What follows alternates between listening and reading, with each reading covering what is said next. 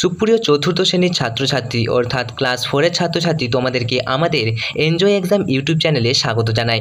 আজকের এই ভিডিওতে দ্বিতীয় পর্যায়ক্রমিক মূল্যায়ন অর্থাৎ সেকেন্ড সামেটিভ যে পরীক্ষা তার পরিবেশ প্রশ্নপত্র নিয়ে আলোচনা করছি। এরকমই প্রশ্নপত্রে তোমরা দিতে চলেছো পরীক্ষা। অনস্ক্রিন তোমরা দেখতেই পাচ্ছ 40 মিনিটের তোমাদের পরীক্ষা রয়েছে এবং 20 নম্বরের পরীক্ষা। প্রথমেই দেখতে পাচ্ছ এরকম জায়গায় বিদ্যালয়ের নাম তোমরা লিখবে, তারপর ছাত্রছাত্রীরা তোমাদের নাম লিখবে এবং এখানে রোল নাম্বারটা স্কুলের লিখবে। দেখো এখানে যে প্রশ্নগুলো আলোচনা করব সেই প্রশ্নগুলি তোমাদের জন্য হতে চলেছে অত্যন্ত গুরুত্বপূর্ণ। উত্তর সহ আলোচনা করছি, তাই তোমাদের সময় একেবারেই নষ্ট হবে না। খুব মন দিয়ে ভালো করে ভিডিওটা দেখো, তাহলে তোমরা এখান থেকে অনেকগুলো প্রশ্ন তোমাদের প্র্যাকটিস হয়ে যাবে। আর তোমার বন্ধুবান্ধব বা আত্মীয় পরিজন যারা ক্লাস 4-এ পড়ে অবশ্যই তাদেরকে ভিডিওটা একটু শেয়ার করে দিও। প্রথমে দেখো খাঁচার ভিতর অচিন পাখি। তার আগে তোমাদেরকে জানিয়ে রাখি যে সঠিক উত্তর নিচে দাও, যে কোনো 6টি প্রশ্ন কিন্তু তোমাদের আসবে। দেখো 6টি প্রশ্ন এরকম আসবে যে খাঁচার ভিতর অচিন পাখি গানটি কার লেখা। অনস্ক্রিন তোমরা দেখতে পাচ্ছ খাঁচার ভিতর অচিন পাখি গানটি লালন ফকিরের লেখা। নেক্সট প্রশ্ন দেখো বশিষ্ঠের স্ত্রীর নাম কি। দেখো বশিষ্ঠের স্ত্রীর নাম হবে অরুন্ধতী। নেক্সট প্রশ্ন আমরা আলোচনা করছি, দেখো চাঁদের বুকে প্রথম পা দেন কে।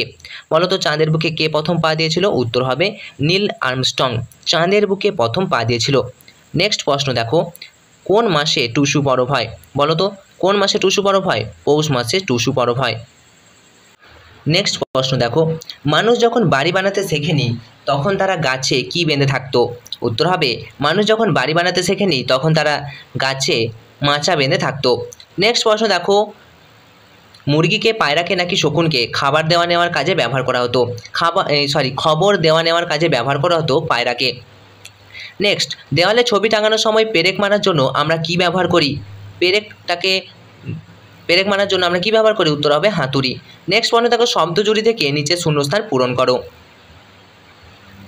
প্রথম প্রশ্ন যে সন্ধানী যানটি মঙ্গল গ্রহে গিয়েছে সেটির নাম কি। দেখো মঙ্গল গ্রহের সন্ধানে গিয়েছিল কিউরিওসিটি। নেক্সট প্রশ্ন জলের অপর নাম কি। দেখো জলের অপর নাম সবাই জানো জীবন।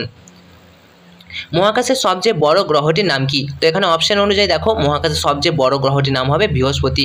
মানুষের প্রথম হাতিয়ার কোনটি, বড় পাথর। ওকে, মানুষের প্রথম হাতিয়ার হচ্ছে বড় পাথর। পশ্চিমবঙ্গের কোথায় রেল ইঞ্জিন তৈরি হয়। তোমরা জানো অনেকেই পশ্চিমবঙ্গের চিত্তরঞ্জনে একমাত্র রেল ইঞ্জিন তৈরি হচ্ছে, অর্থাৎ পশ্চিমবঙ্গের চিত্তরঞ্জনে রেল ইঞ্জিন তৈরি হয়। নেক্সট পিতলের তৈরি মূর্তিকে কি বলে। পিতলের তৈরি মূর্তিকে বলে ডোকরা। দেখো ছৌ নাচের জন্য কি পড়তেই হয়। ছৌ নাচের জন্য মুখোশ পড়তেই হয়। নেক্সট প্রশ্ন ছোটোখাটো যন্ত্রপাতিকে ইংরেজিতে কি বলে। ছোটোখাটো যন্ত্রপাতিকে ইংরেজিতে টুল বলা হয়। মনে রাখবে এই কোশ্চেনটা অত্যন্ত গুরুত্বপূর্ণ। নেক্সট সত্য হলে পাশে টিক চিহ্ন এবং মিথ্যা হলে পাশে ক্রস চিহ্ন দিতে হবে। দেখো রানীগঞ্জে কয়লা খনি আছে, এটা কি ঠিক। হ্যাঁ তোমরাই বলো রানীগঞ্জে কিন্তু কয়লা খনি আছে, অবশ্যই ঠিক। টয় ট্রেনে পুরুলিয়া গেলে দেখতে পাবে, অর্থাৎ বলছে যে পুরুলিয়া গেলে আমরা টয় ট্রেন দেখতে পারবো, এটা কি ঠিক। অবশ্যই না, এটা ভুল। নেক্সট প্রশ্ন টুসু পরব হয় পৌষ মাসে। হ্যাঁ অবশ্যই এটা ঠিক, টুসু পরব কিন্তু পৌষ মাসেই হয়। নিচের প্রশ্নগুলি উত্তর দাও যে কোনো 4টি। দেখো চাঁদ পৃথিবীর চারিদিকে কোন দিক থেকে কোন দিকে ঘোরে। উত্তর হবে পশ্চিম থেকে পূর্ব দিকে চাঁদ কিন্তু ঘোরে। নেক্সট প্রশ্ন দেখো সপ্তর্ষিমণ্ডল আকাশের কোন দিকে দেখা যায়। উত্তর হবে সপ্তর্ষিমণ্ডল আকাশের উত্তর পূর্ব দিকে দেখা যায়। নেক্সট প্রশ্ন দূরবীন কে আবিষ্কার করেছিলেন। বলো দূরবীন কে আবিষ্কার করেছিলেন, গ্যালিলিও গ্যালিলি। অত্যন্ত গুরুত্বপূর্ণ প্রশ্নটা মনে রাখবে। ছৌ নাচের মুখোশ কোন জেলায় তৈরি হয়। দেখো ছৌ নাচের মুখোশ তৈরি হয় পুরুলিয়া জেলায়। নেক্সট প্রশ্ন বিষ্ণুপুর কোন জেলায় অবস্থিত। উত্তর হবে বিষ্ণুপুর বাঁকুড়া জেলায় অবস্থিত।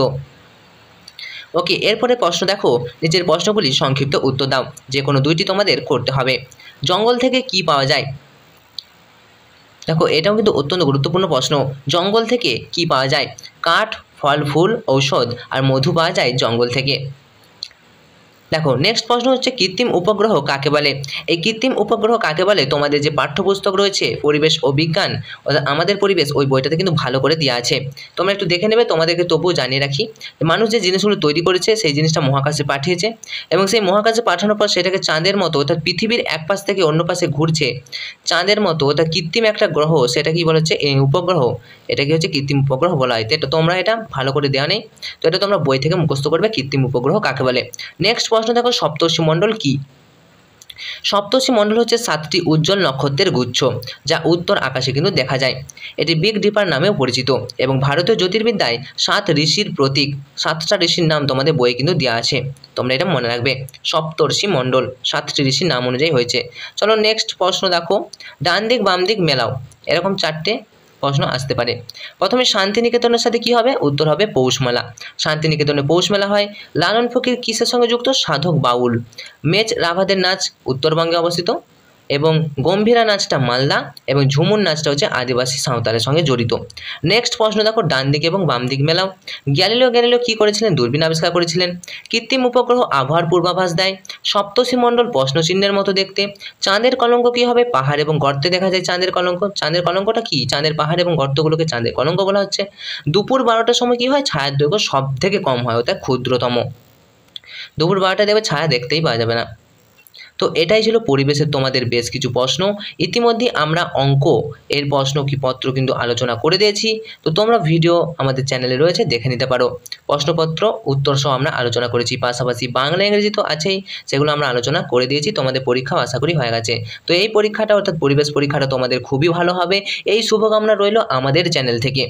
তোমার বন্ধুদেরকেও আমাদের এই ভিডিওটা পৌঁছে দিতে তোমরা সাহায্য করতে পারো একটা শেয়ারের মাধ্যমে। আর হ্যাঁ, আমাদের চ্যানেলে নতুন হলে চ্যানেলটি সাবস্ক্রাইব করে রাখো। তোমাদের পরীক্ষা সববার ভালো হোক এই শুভকামনা জানিয়ে আজকের মতো ভিডিওটা এখানেই শেষ করছি। Enjoy exam, all the best.